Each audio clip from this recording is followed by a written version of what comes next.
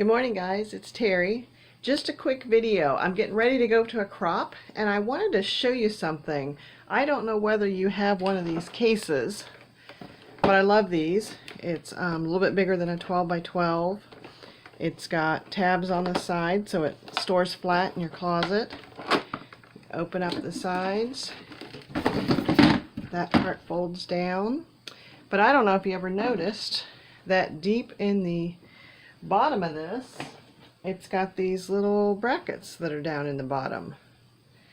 I've been scrapbooking for probably over 12 years now and never paid attention to these. But what I realized is they are made for you to kind of strengthen the sides of the bucket. So I think my tote will last a little bit longer by snapping that on there and giving it a little bit more sturdiness, and that way when I'm taking it up and down the stairs and everything, it will last a little bit longer. The thing I love about this crate is the back of it is on wheels, and like I said, it folds flat in the closet. And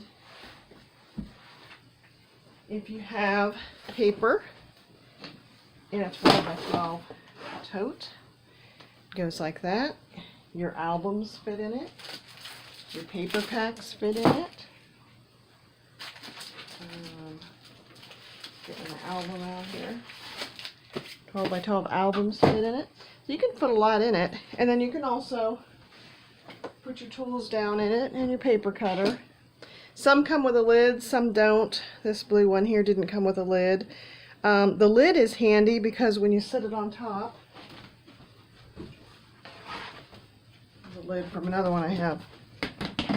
When you go to a crop, it's handy to sit your paper on top of that. So, love to use it for that. It's kind of like another little table extension off the side of where you're working on your crop table. So, just a little bit of a tip about a rolling cart. Talk to you later.